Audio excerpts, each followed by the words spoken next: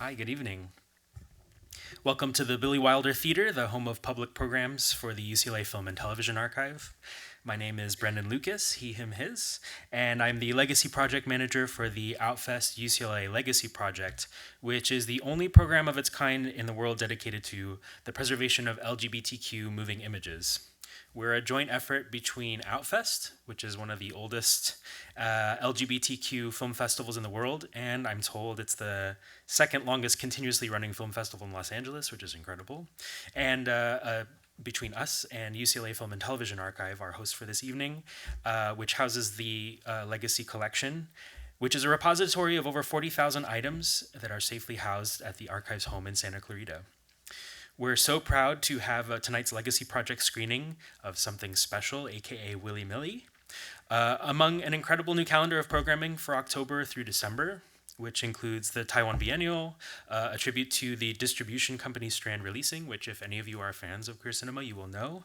They're celebrating 30 years this year, and Marcus Hugh and John Gerrans are scheduled to appear for a conversation, as well as a retrospective for one night. There's a 40-year survey of student filmmaking at UCLA, a retrospective of the works of Julia Reichert, and a tribute to Jonas Mekas. So there's a lot of exciting stuff happening in the calendar. You should grab one on your way out. So thanks as always to the Archives programming team, Paul and KJ, as well as to the UCLA Film and Television Archive staff for making sure that this and every Legacy Project archival screening is a success. So thank you very much. I'm very pleased that all of you could join us for tonight's screening of Something Special. It's a rather unique film that we're excited to screen as part of the Legacy Screening series here at UCLA Film and Television Archive. And tonight we welcome two very special guests to share this film, and we will invite them to share their thoughts on their choice to guest program this kind of rare and unusual film, but one that we think is important. So when we're surveying the history of LGBTQ film history, it's rare to find a feature-length story or feature-length film where trans experience is centered. And if it's featured at all, it's even more rare to see it in an empowering or flattering light. So today, as trans and non-binary and queer storytellers are continuing to find their own voices and finding their audiences, or having the ability to find audiences in greater numbers, and as language and politics continue to evolve around how we express gender and sexuality, it can be instructive from time to time to take a look back and see how stories and experiences that don't hew to cisgender and heteronormative norms, whether they're sort of coded or nuanced or obscured, how they manage to make their way into the mainstream of film and television.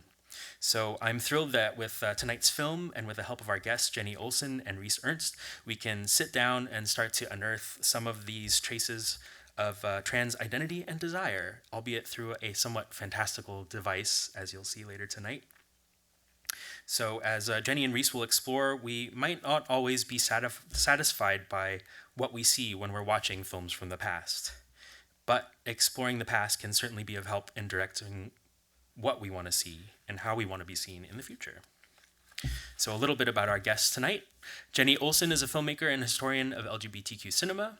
Her films have screened at festivals around the world, including Outfest, and in addition to her own filmmaking practice, she serves on the Outfest UCLA Legacy Project Advisory Council. Her remarkable collection of shorts and trailers, documentaries, and feature films are on deposit at UCLA Film and Television Archive, and they form a major cornerstone of the Legacy Collection, where a number of the titles that Jenni has rediscovered and identified have gone on to be restored by UCLA Film and Television Archive in partnership with Outfest, as well as being screened at cinemas and festivals around the world. In addition to her tireless advocacy for LGBTQ film preservation on behalf of the Legacy Project, she has recently helped to bring the work of pioneering gay filmmaker Arthur Bresson Jr. back into circulation with restorations of Gay USA, Buddies, and Forbidden Letters, which will screen in Berlin later this month. Rhys Ernst is a trans filmmaker and artist who has served as a producer and director on Amazon's Transparent.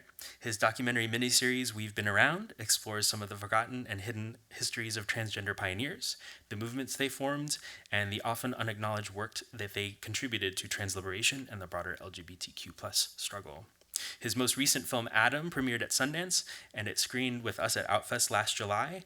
It's a period piece, I should note, set in the recent past, which is 2006, which, as cuspy millennial was exciting for me to see, and it's not as easy to pull off as it sounds.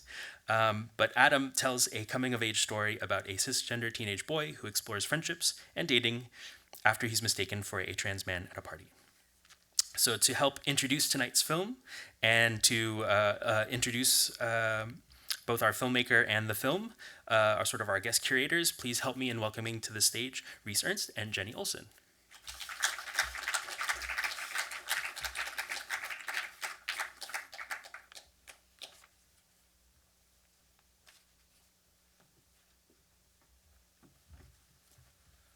Hi, thank you guys all for coming tonight. I'm Rhys Ernst, and as you just heard, I directed a movie called Adam, which I guess you heard a really good synopsis of it. That was a very well put synopsis.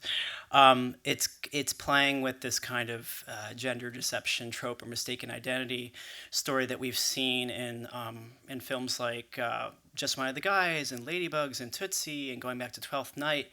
And so I thought of Adam as sort of queering that type of story. And when Jenni showed me something special, it really kind of scrambled my brain because it was queering that type of story in its own way, even though it wasn't 100% from a queer perspective, but it was sort of accidentally doing all these very queer and trans things that really surprised me, and I thought it was really unusual and really charming, interesting film worth dissecting and celebrating. So without further ado, I'm going to pass it to Jenni, who can say more about it.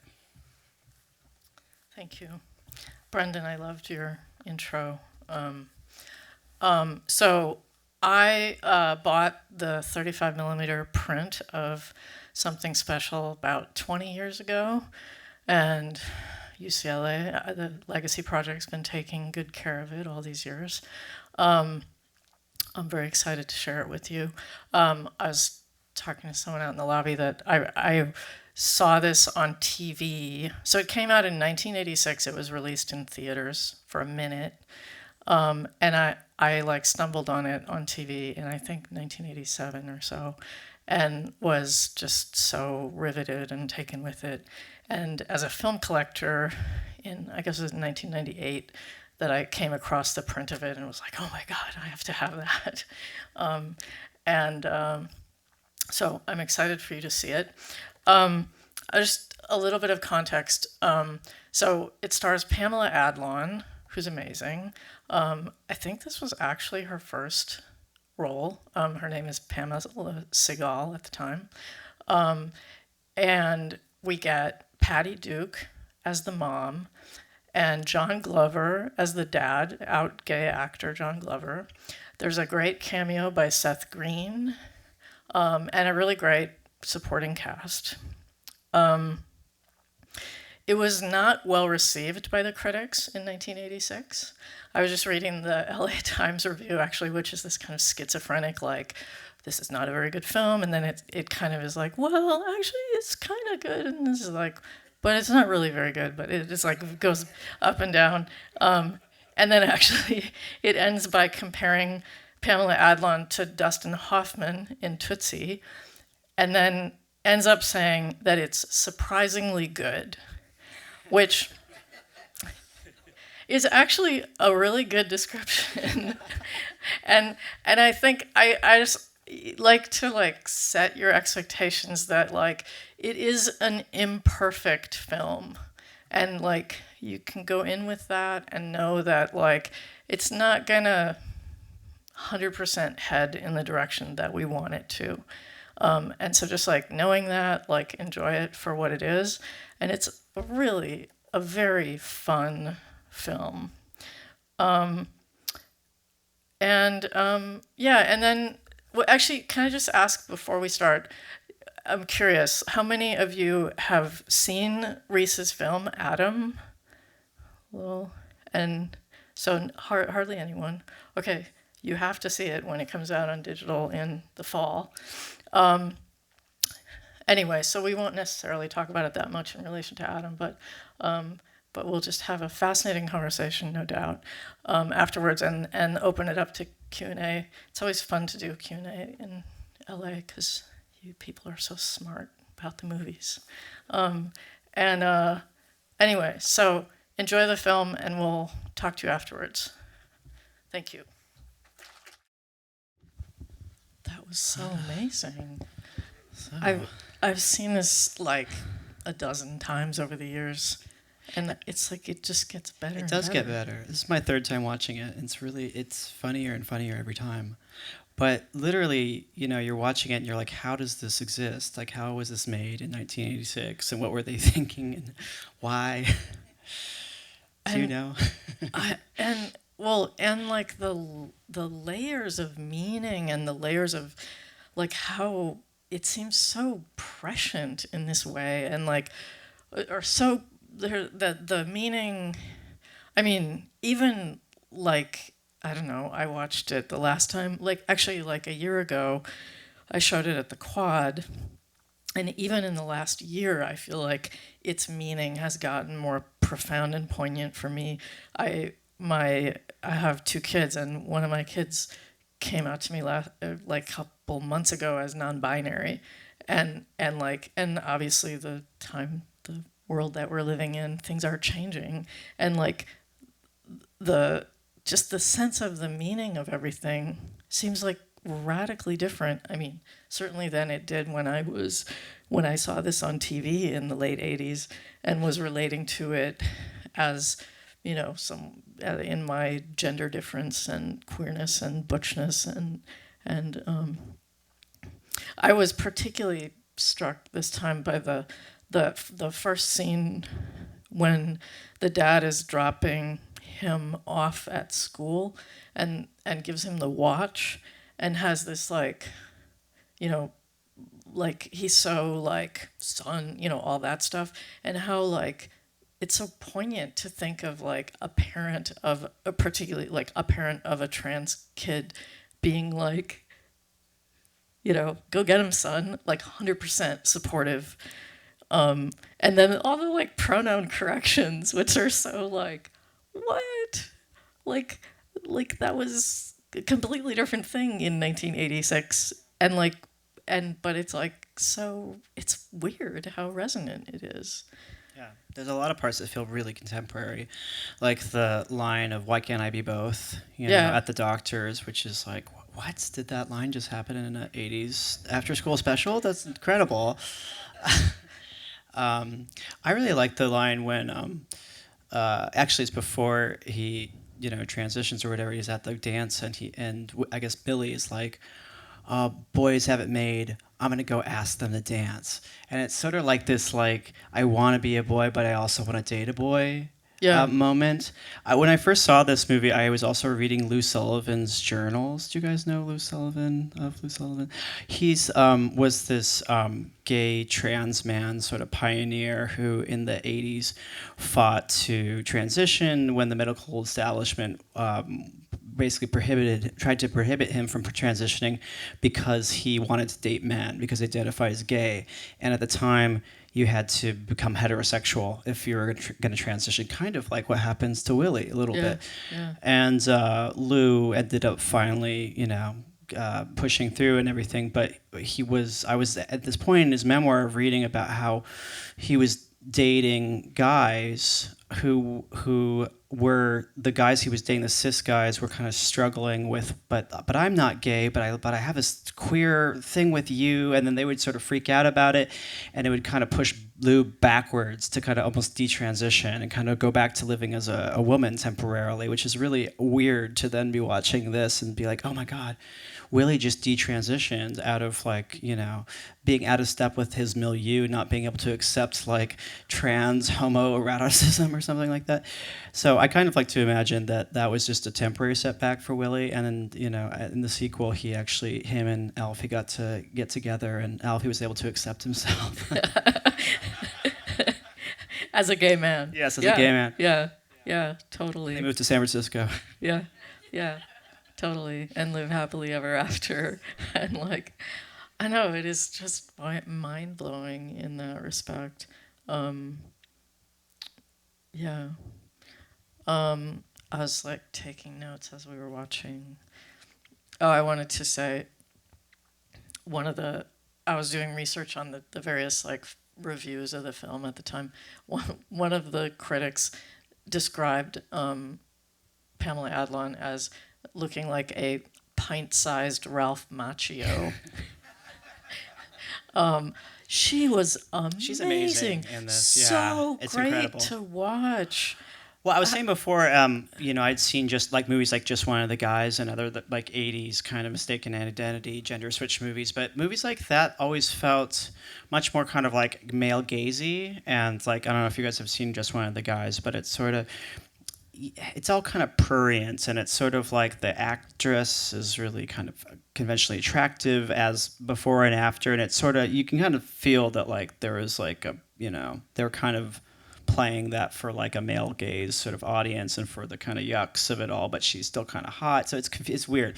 And this to me felt so different. Like there was none of that, and Willy was just kind of able to be his kind of kooky little self, and there wasn't really as much of a prurient kind of salaciousness around that. Well, and it really revels in the experience of watching Pamela Adlon be so convincing in a way, where you're like, wow, she is really convincing. Yeah, I actually kind of struggle with the fact that she's like not a butch or a transmasculine person in real life, because I'm like, she's so convincing in this role, and then to see that she's just a regular, she's a regular cis lady, which is fine and everything, but it breaks my conception of this character a little bit because I believe it so much. Yeah, it's so weird to see Willy at the end back, sort of detransitioned or back as Millie, and you're like, what? Yeah, that's so wrong. Yeah. Well, it's interesting. I mean, it's interesting in relation to Hilary Swank in Boys Don't Cry, where, again, like, she's so convincing. And so, I mean, I that is such an amazing film, and especially for her performance. And but also it makes me think of, now here's an obscure movie that needs to be re-released, Second Serve, which was a TV movie with Vanessa Redgrave as Renee Richards, the trans woman tennis player. And Vanessa Redgrave is so convincing as Renee pre-transition, as playing a guy, that then when she transitions to be Renee Richards,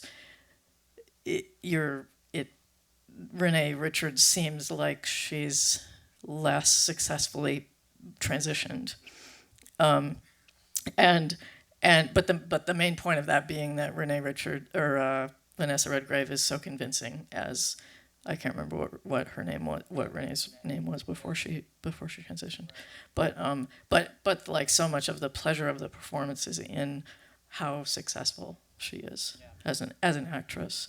And I mean, obviously in the last couple of years around the idea of trans folks playing trans characters, it's a very different world than it was in 1986, but or in 1999 when Hilary Swank did Boys Don't Cry.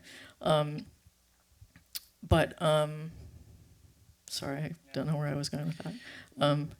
Well, I mean, this movie, it's interesting. I was thinking because it's like the word, I mean, to my knowledge, the word trans wasn't really thrown around or used in the mid-'80s. I mean, maybe somewhere in the DSM or something, but it wasn't really in parlance, right? I mean... Well, I mean, I think you had more transsexual, yes, right? Right, like transsexuals. But this movie couldn't have really been thought of in that way or mistaken for being a transgender narrative, right, because it just wasn't. That wasn't a thing, Which so I mean, this type of movie just couldn't exist in the same contextless. Right. I mean, it was just like, oh, here's this like, hey, here's a wacky premise, and like, I mean, for me as a whatever I am person, I was like, this movie speaks to me, and I related to it as something that, and I don't know, I always just to say, like, when I was little, like, I want to be a boy, but then I would be a boy. And it was, and which this is like kind of like that. Like, I love the scene where she's like, "Boys are animals," and I won't become one. I won't become one, actually. Like, and it was like, yes, that's exactly how I felt. Was like, I want to be a boy, but then I would be a boy. And like, like what do I do? What do I do with that? And like all the complexities of it, and that like the can I be both thing, and the tension around like toxic masculinity and rejecting it and then leaning into it and then running around like punching the walls and right. and then sort of being misogynist, but it's sort of like but struggling with that. Like there's all these kind of layers of like tension around that, which I think are really interesting. I love this stuff that we were talking earlier about your film, and how this film, I think it would be an amazing double feature with your film. I'm sorry you guys haven't seen his film yet, but there's this quality about, that this person can teach cis men how to be better men. Yeah, which is a thing that happens in my movie too. There's a character, trans guy so Adam accidentally is mistaken as trans at a queer party, and he's like the one straight person in this world, and he's 17 and kind of clueless and doesn't really realize that's what's happened until it's too late, and then he gets caught in the lie, and then he decides to keep the lie going. So it's kind of like this, but the world is upside down, and the dominant paradigm is queer and trans, and he's the outsider. But he has a really close friend who's this trans guy who basically teaches him how to be a better person and teaches this like 17-year-old boy how to become a man.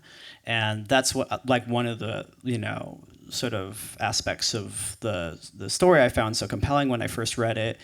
And it's interesting to see that, reflected in here, and how I was saying earlier how I like want Willy to have that character for him in the beginning to like teach him, because he's kind of like he's being like Adam. He's like being like a pinball bouncing around doing a bad job at masculinity. And if he had like a trans masculine mentor, it would have been so perfect. But that he becomes that to the other cis guys, and he kind of plays both roles in a way, which I think is really interesting. Mm-hmm.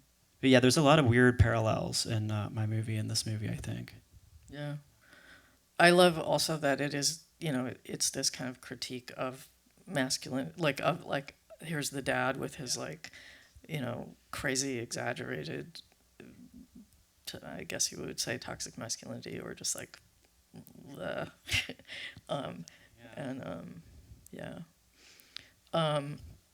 okay, wait, I feel like I made one other note scribbled, probably illegible. I just also like love how all the women are so into Willy, and he's just like, yeah, I'm sorry, ladies, I'm gay, and yeah, and that he actually his like trans masculinity poses a sort of like masculine ideal that like the women are like, oh my god, this is the best thing ever. Like, where have you been? right. It also has a lot in common with the George Cukor film from 1936, Sylvia Scarlett, which with Katharine Hepburn and Cary Grant, which like plays a lot of similar territory of like she's passing, and Cary Grant is like, why am I attracted to this person, this who seems to be male, and similarly has like a woman character who's like hot for Sylvia Scarlett. I can't remember. Oh, Sylvester is Katharine Hepburn's male name, and Sylvester's kind of like, and like the girl's trying to kiss her, and plays with that.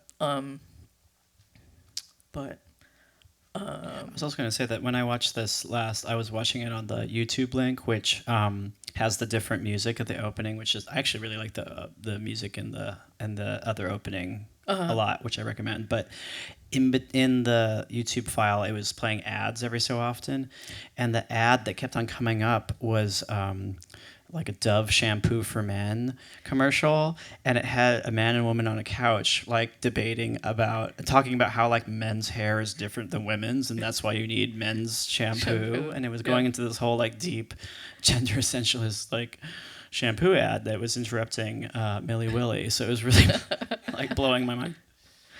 Like how much hasn't changed. Yeah. It was funny because like Milli Willy was actually critiquing all this sort of the strictures of gender, and then those gender strictures are being reified every 10 minutes.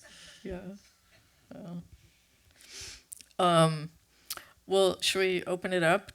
I'm curious to hear some questions and comments from you guys. We have a mic here, so if you want to wait, and here you go.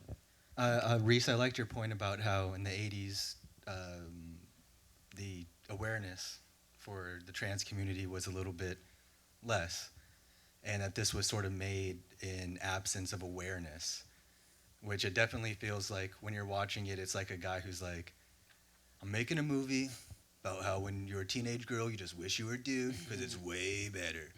And then as she gets into that, the toxic masculinity, it's almost like it's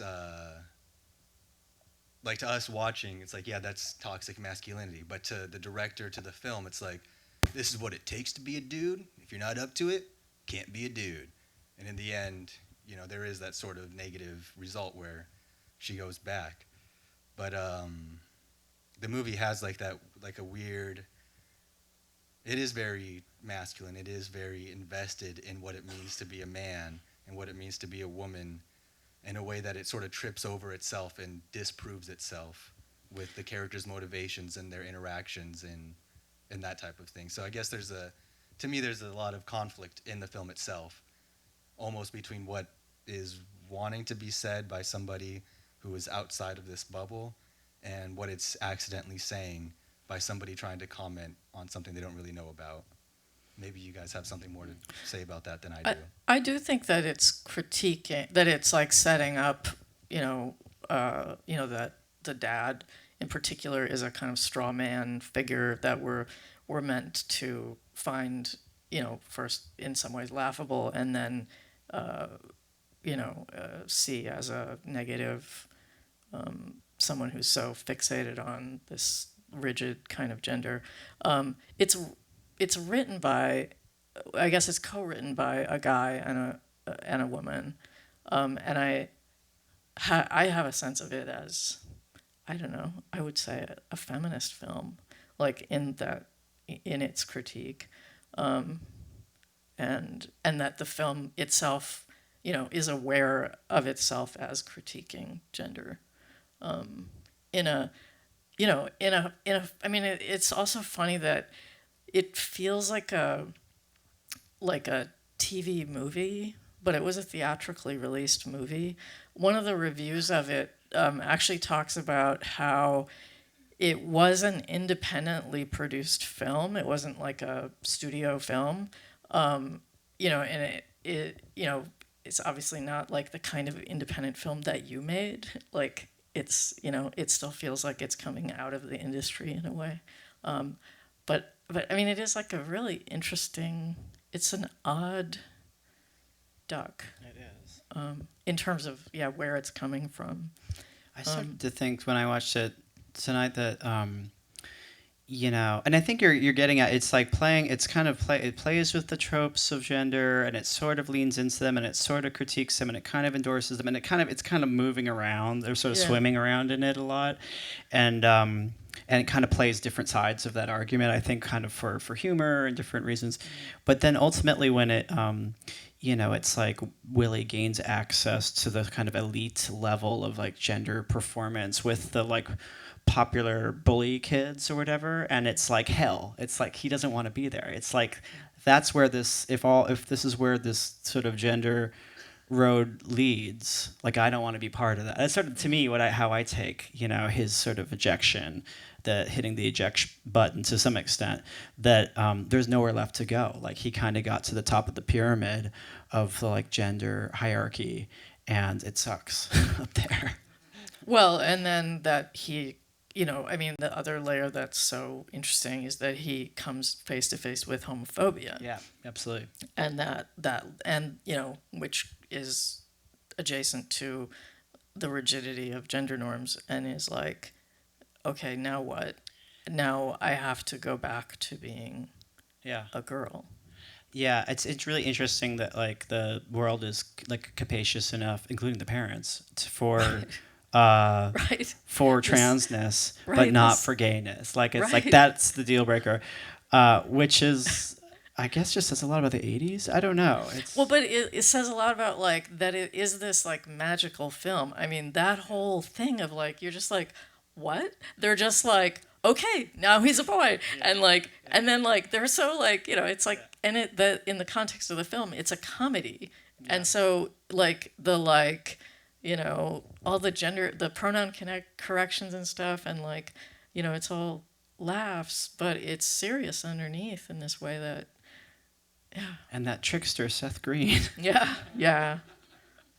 It's a really like I don't know. I like not to get really too strange. excited about it, but I'm like it's a radical film. I think it kind of is too. In this way. I think it's so strange that it begins and ends with little Seth Green sort of smiling straight into the camera, breaking the fourth wall. It's like, what is up with that? That's crazy. I love it. Back there.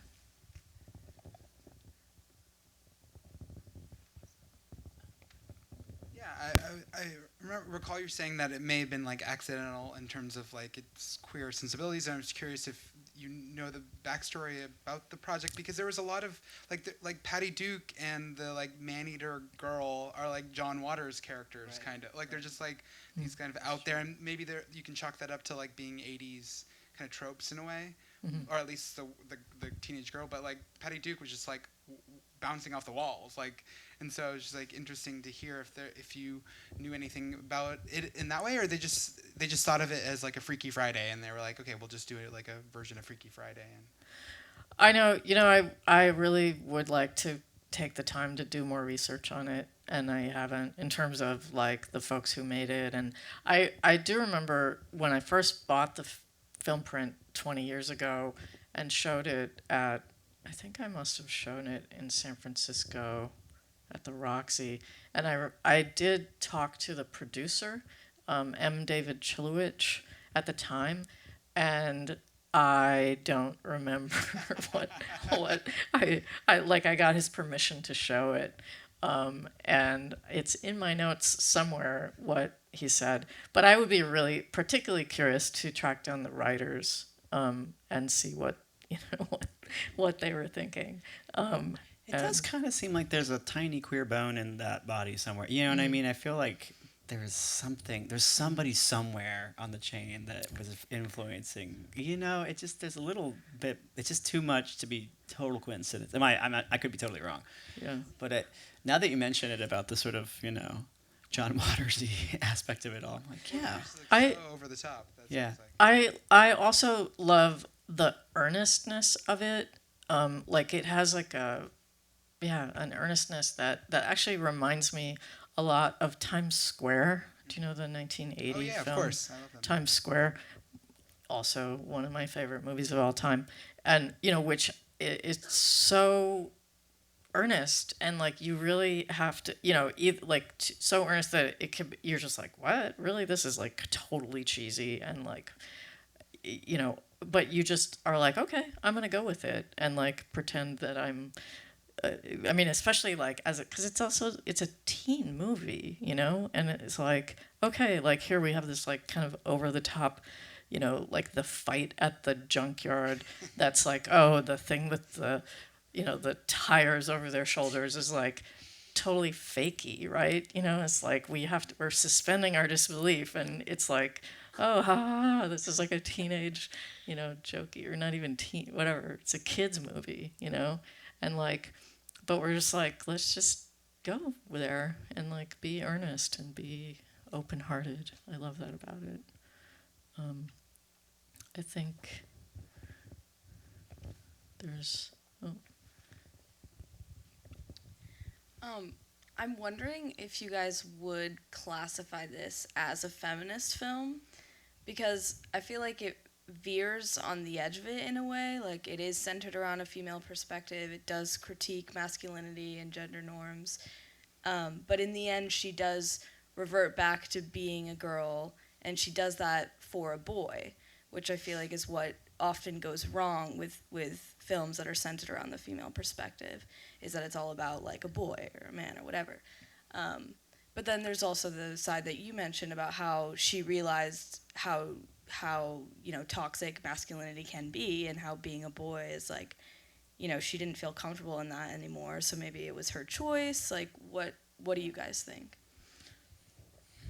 I mean, yeah, thinking about it more, like, and I'm like, maybe I'm being, maybe I'm sort of jumping to conclusions that she even is a totally like cis woman at the end. I mean, she's got a cool weird haircut. Maybe she's kind of non-binary person at the end. I mean, we're making presumptions, perhaps.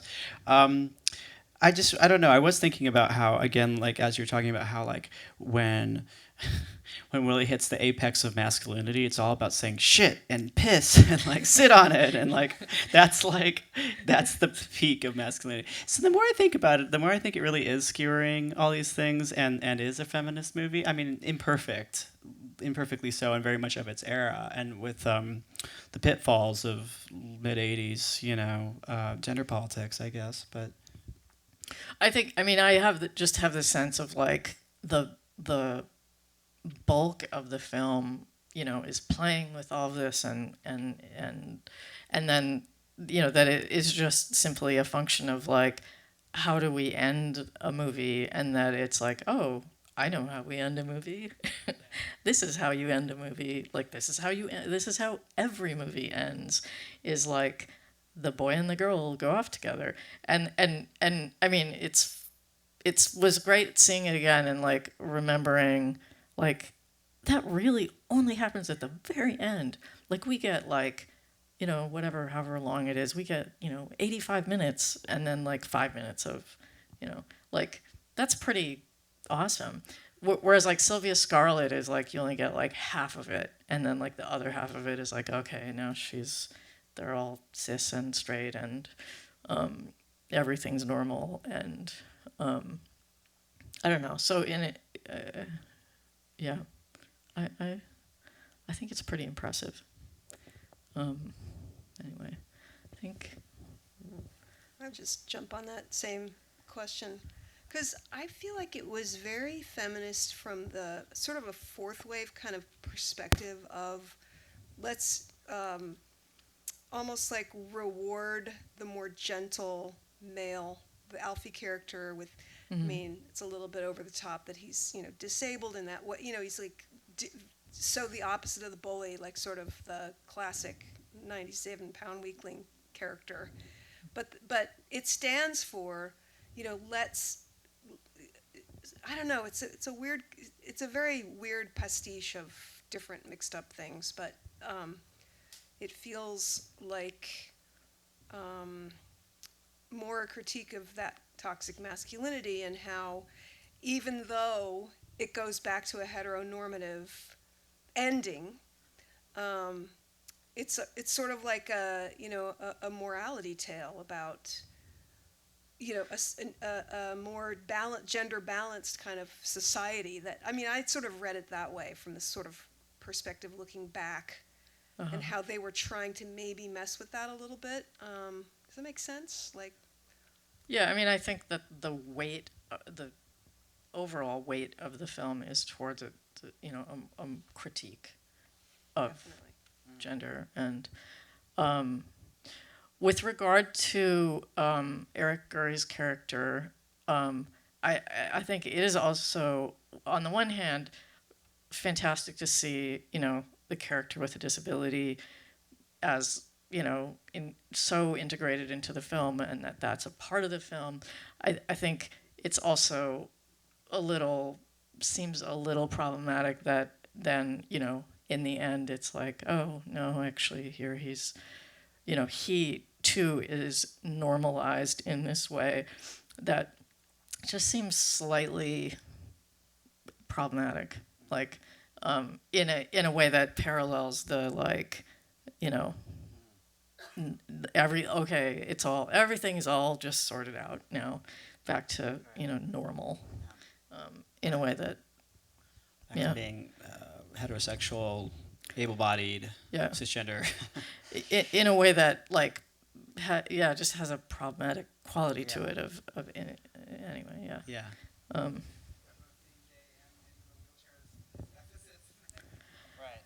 Well, and in interesting ways, when it's working, and there's an alliance sort of between the trans and queer, and it's sort of like crip theory of like the overlap or interplay between disability studies and queer studies, and when how those bodies are pushed either considered normal or abject, and so I think it's actually kind of doing something interesting with connecting those two types of people in the middle, and then at the end it kind of wraps it up into like a sort of a aspirational little bow, which isn't very helpful, I guess. But for a little while, there's an interesting connection between those things.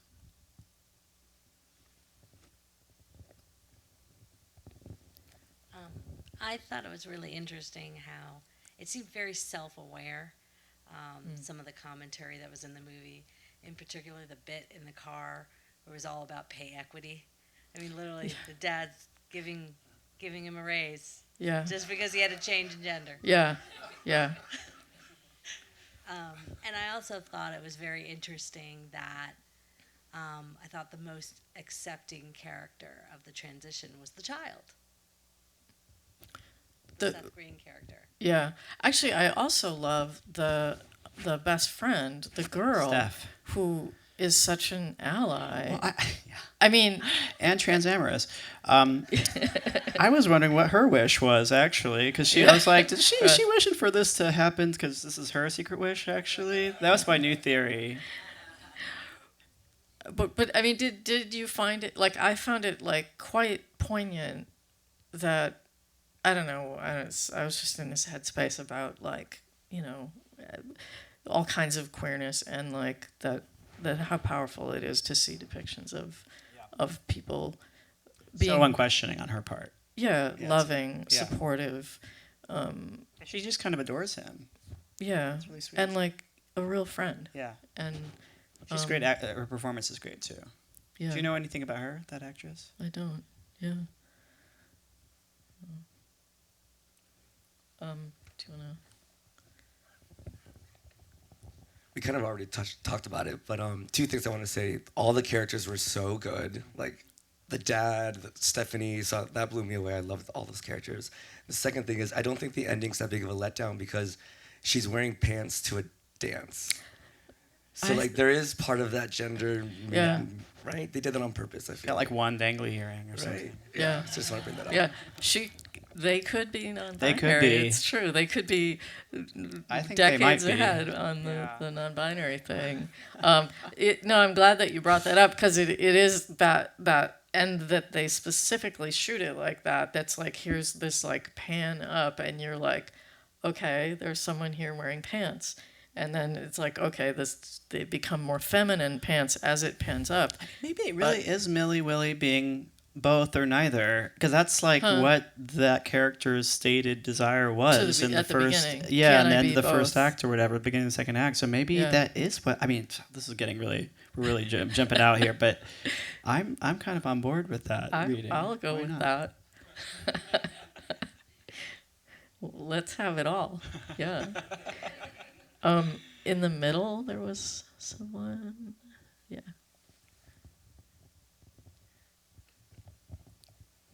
Yeah, just kind of jumping on board with that a bit. I definitely feel like this film, regardless of the author or their intentions, came from a kind of queer space because you see Willy, Millie as this kind of locus of queer desire for everyone around them.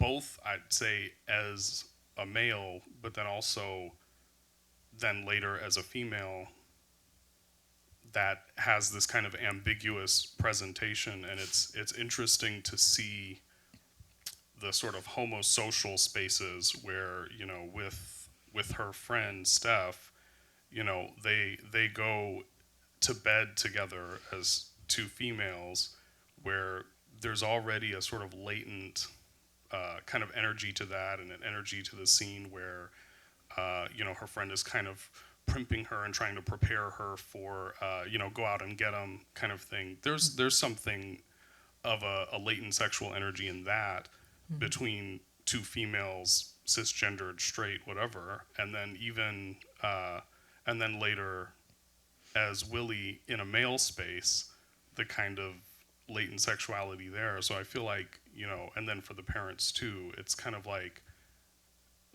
you could read the movie as the society in the 80s sort of obsessively recreating the black and white male female reproduction of the social order, and this person in their ambiguity is expressing a latent desire that really everyone around them has, straight or gay or trans or cis. That's what I felt like connects so much about it now, because that's true of society at any stage. Like, we all have that. Anyway, yeah, I thought it was really from a genuine space somewhere. Yeah. Yeah, I love that. I was just thinking too that it sounds, hearing you talk about that, it's almost like Pamela played sort of like a Peppermint Patty dyke at the beginning, and then a gay trans guy, and then a non-binary femme. Just like kind of wild. So Really hit. it's incredible. All the what? It's incredible. I mean, here's to Pamela. Indeed, yes. Let's hear it for Pamela.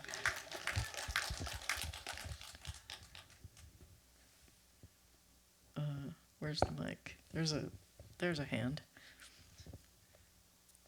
So usually in the body swap kind of trope that goes on, it seems like the magic kind of imposes whatever the body is.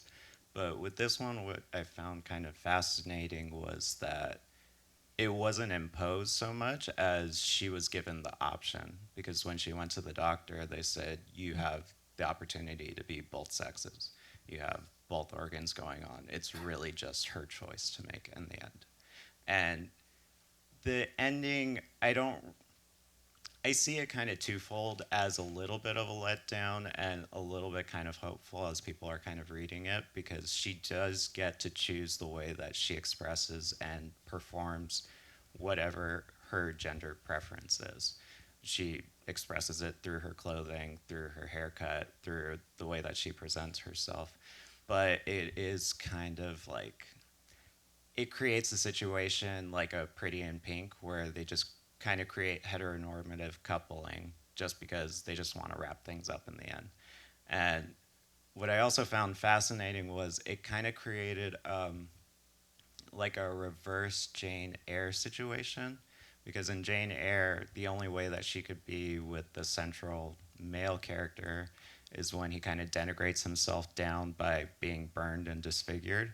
Whereas in this one, with the disabled character, he actually has to stand up and be on crutches in order for them to kind of get together and get that happily ever after. But the other kind of small, lighter point that I wanted to make was, and I kept on scratching my brain trying to figure this out, when the girl said that her lipstick was Twinkie, I was trying to figure out what exactly she meant by Twinkie. I also was mystified by what that was supposed to mean. Wait, in the junkyard when she's like trying to get him to kiss her. Yeah. Was that the Tootsie Roll? No. It's in that scene. It's in that scene. Yeah. No idea. Kind of heterosexual mumbo jumbo. I think I don't know. I'm such a fan of it, and I mean, it's interesting to think back to the kind of the earlier part of it, that, ostensibly the motivation, of like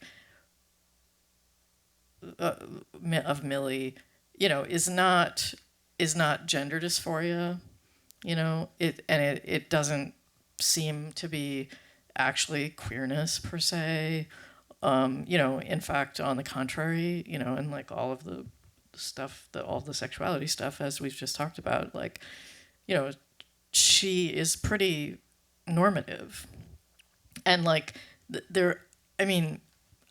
I remember watching it back in the day and that being sort of like, okay, that is unsatisfying for me. You know, it's like, this is not someone who's struggling with their gender identity. It's just that classic thing of like, oh, well, sexism, you know? And like, you know, I mean, she says like, you know, the like crucial scene in that early part is like, you would take me serious. If I were a boy, you would take me seriously.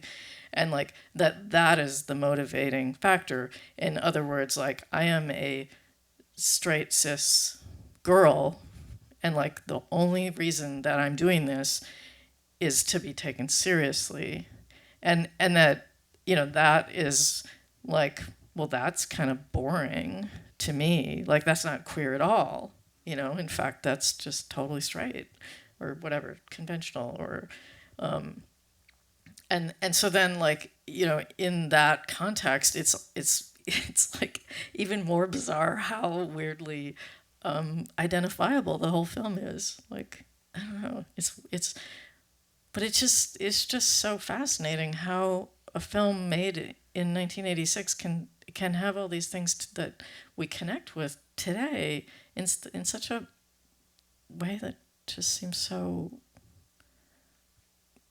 prescient, which like obviously there's no way of knowing unless Seth Green had something to do with it and really actually anticipated that we would come to this time of where we had such a thing as transgender identity and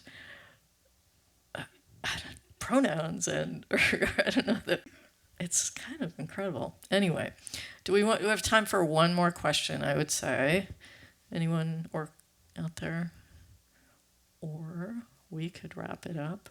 Okay, one more. I do want to throw one thing out on the grounds of Millie at the end being maybe non-binary because of all like the, you know, the pants and the one earring and the cool short haircut. We did never get a scene clarifying that her male thingy was gone. So, just gonna throw that out there. Brilliant.